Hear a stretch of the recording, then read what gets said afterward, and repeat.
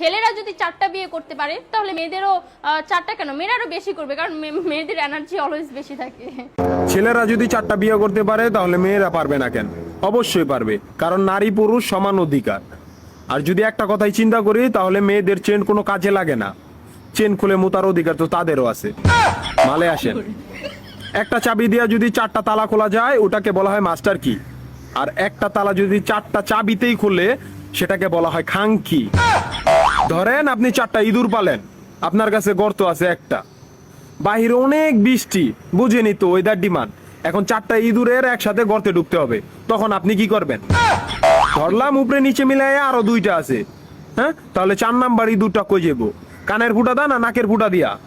হ্যাঁ, তার মধ্যে মাসের মধ্যে 7 দিন থাকে লকডাউন। আমি মানি, আমি না শুধু সবাই মানে মেয়েদের অনেক পাওয়ার, মেয়েদের অনেক এনার্জি। তাহলে দেশের মধ্যে ঘন ঘন লোডশেডিং হয় কেন? আমার মাথায় কোনোভাবেই ঢোকে না। একটা ছেলে যদি 4টা বিয়ে করে, 4টা ঘরে যদি 10টা সন্তান থাকে, তারপরও বাপের নামে একটাই থাকবো।